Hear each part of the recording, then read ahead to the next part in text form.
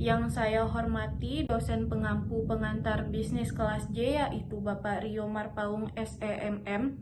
Perkenalkan, nama saya Vita Rahayu dari jurusan manajemen dengan NIM 2102111766. Baiklah, di sini saya akan mempresentasikan materi tentang manajemen akuntansi pada organisasi bisnis.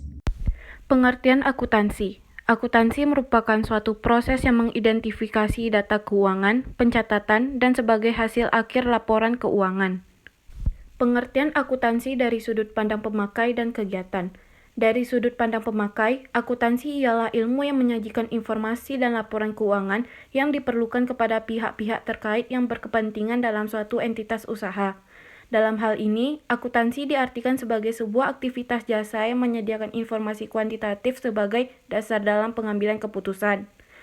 Dari sudut pandang kegiatan, akuntansi ialah suatu kegiatan mencatat, mengikhtisarkan, menggolongkan, menyajikan, dan melaporkan, serta menganalisa segala transaksi yang terjadi pada entitas usaha atau perusahaan. Ruang lingkup akuntansi. A. Ruang lingkup akuntansi sektor publik. Akuntansi sektor publik ialah sistem akuntansi yang digunakan oleh lembaga publik. Fungsinya ialah untuk dipertanggungjawabkan kepada khalayak banyak atau publik.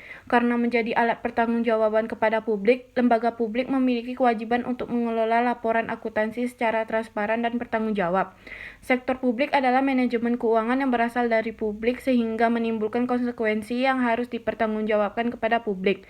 Dengan demikian, diperlukan pengelolaan akuntansi secara terbuka dan juga akuntabilitas. Adapun ruang lingkup akuntansi sektor publik meliputi lembaga-lembaga pemerintahan, baik itu pemerintahan pusat, daerah, ataupun satuan kerja pemerintahan, perguruan tinggi, organisasi sukarelawan, rumah sakit, yayasan sosial, lembaga swadaya masyarakat, organisasi politik, organisasi keagamaan, dan sebagainya. B. Ruang lingkup akuntansi manajemen. Akuntansi manajemen ialah jenis akuntansi yang mengolah data keuangan dan memberikan informasi kepada manajer di dalam suatu entitas sehingga proses perencanaan, pengambilan keputusan, dan pengawasan dapat berjalan dengan baik. Adapun ruang lingkup akuntansi meliputi yang pertama ada manajer produksi. Seorang manajer produksi memang harus memegang laporan akuntansi manajemen karena hampir semua informasi yang ada di dalamnya sangat dibutuhkan oleh manajer produksi. Manajer produksi membutuhkan rincian detail mengenai besar biaya yang diperuntukkan dalam pembelanjaan bahan baku, termasuk di dalamnya total biaya produksi dan biaya tenaga kerja langsung. Semua ini ada dalam laporan akuntansi manajemen. Ruang lingkup yang kedua ialah manajer keuangan. Laporan akuntansi manajemen dibutuhkan oleh manajer keuangan untuk mendapatkan rincian terkait dengan informasi beban biaya, tingkat pengembalian investasi, dan lain sebagainya. Ruang lingkup yang ketiga ialah manajer pemasaran. Manajer pemasaran tidak akan mungkin dapat menentukan strategi pemasaran tanpa adanya laporan akuntansi manajemen. Dengan laporan tersebut, seorang manajer pemasaran akan dapat mengetahui rincian biaya yang dialokasikan di bidang pemasaran produk, termasuk di dalamnya penentuan diskon yang harus diberikan kepada pelanggan. Yang keempat itu ada manajemen puncak. Manajemen puncak merupakan ruang lingkup akuntansi yang tidak boleh dilupakan juga. Pasalnya, kerja manajemen puncak ini lebih rinci. Bahkan, dari sinilah penyusunan anggaran ekspansi usaha serta peluang investasi dimulai. Selain itu, mereka membutuhkan informasi perusahaan sebagai bahan kajian dalam menentukan kebijakan strategis untuk kedepannya. Ruang lingkup yang terakhir adalah investor perusahaan. Investor perusahaan memerlukan laporan akuntansi manajemen untuk dapat mempelajari potensi keuntungan dari uang yang telah dipinjamkan pada unit usaha. Namun, tetap perlu adanya koordinasi antara pihak perusahaan dan pihak investor. Apakah perlu semua informasi perusahaan diberitahukan kepada investor? Semua tergantung kepada keputusan. C. Ruang lingkup akuntansi pemerintah. Menurut Mardiasmo, ruang lingkup akuntansi pemerintah meliputi akuntansi manajemen, sistem pemeriksaan dan pengawasan, implikasi finansial atau regulasi yang dilakukan oleh pihak pemerintah, perencanaan keuangan dan pembangunan, dan juga sistem akuntansi keuangan.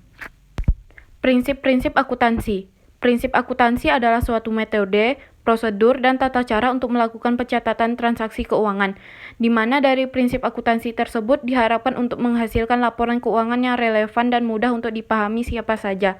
Ada 10 prinsip-prinsip dasar akuntansi di Indonesia. Yang pertama, prinsip entitas ekonomi. Prinsip ini disebut juga dengan prinsip kesatuan entitas. Dalam hal ini, entitas sendiri dapat dibagi menjadi 3 macam, yaitu yang pertama berdasarkan konsep ekonomi, artinya adalah setiap unit ekonomi yang melakukan aktivitas finansial untuk kepentingan diri sendiri. Yang kedua, berdasarkan konsep akuntansi, entitas ialah suatu unit usaha dengan kegiatan ekonomi dari unit tersebut sebagai fokusnya.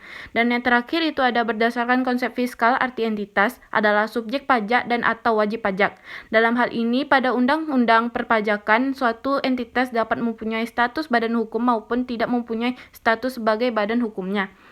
Yang kedua, itu ada prinsip periode akuntansi.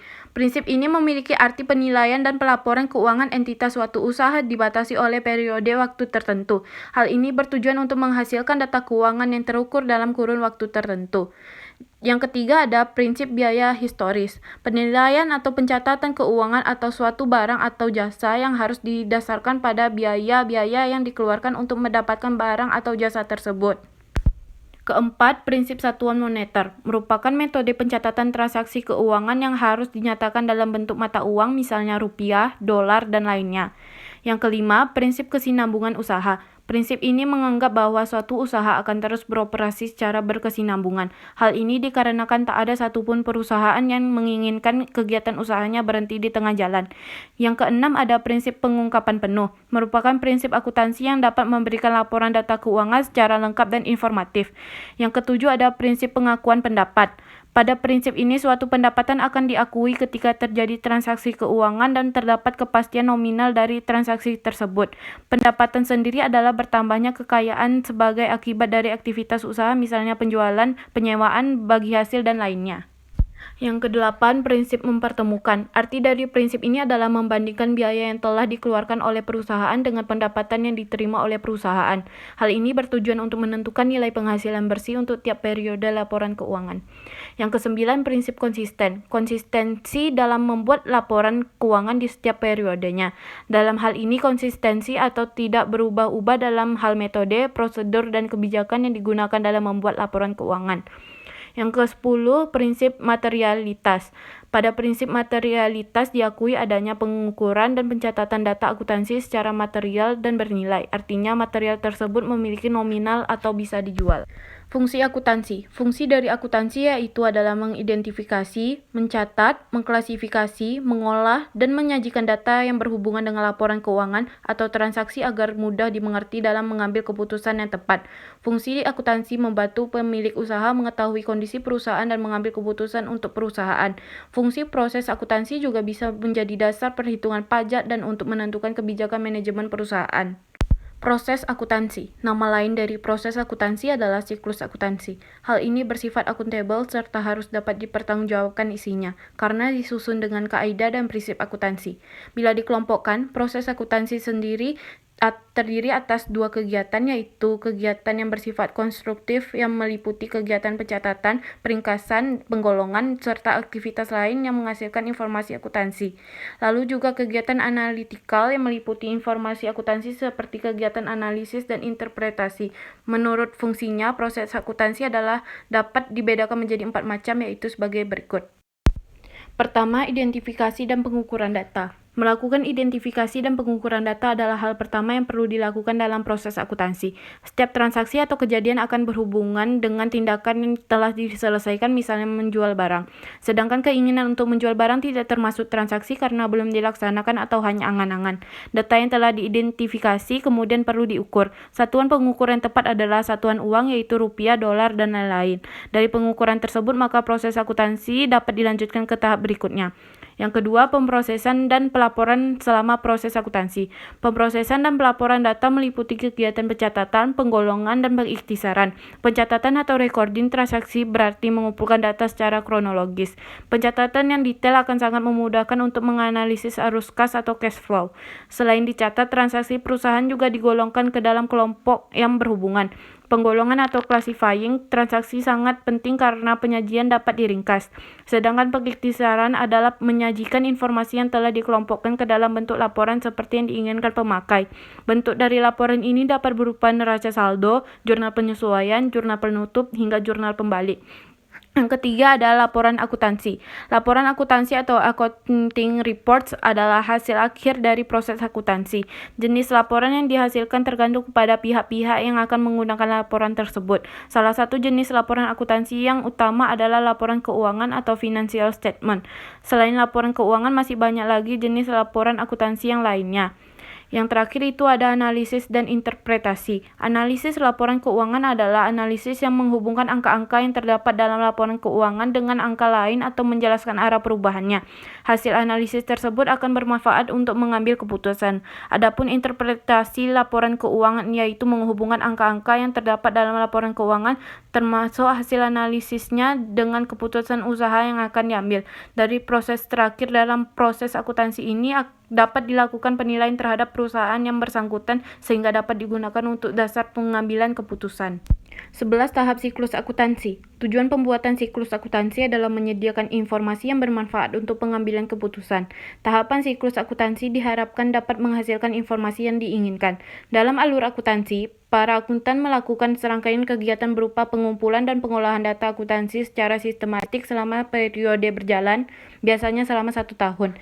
Aktivitas pengumpulan dan pengolahan data akuntansi secara sistematik dalam satu periode akuntansi tersebut dikenal sebagai proses akuntansi atau tahap siklus akuntansi. Biasanya dalam alur tahap siklus akuntansi ini akan melibatkan penggunaan aplikasi akuntansi. Urutan tahapan siklus akuntansi ini termasuk yang dilakukan setelah tahapan entry adalah sebagai berikut. Yang pertama itu identifikasi transaksi dalam tahapan siklus akuntansi, selanjutnya analisis transaksi dalam tahapan siklus akuntansi, yang ketiga pencatatan transaksi pada jurnal, yang keempat ada posting buku besar, yang kelima penyusunan neraca saldo, selanjutnya penyusunan jurnal penyesuaian, next, penyusunan neraca saldo setelah penyesuaian. Yang ke-8 ada penyusunan laporan keuangan. Yang ke-9 penyusunan jurnal penutup. Yang ke-10 penyusunan neraca saldo setelah penutupan. Dan yang terakhir itu ada penyusunan jurnal pembalik. Baiklah, segitu yang dapat saya sampaikan. Apabila ada kesalahan dan kekurangan, mohon dimaafkan. Wabillahi taufik wal hidayah. Assalamualaikum warahmatullahi wabarakatuh.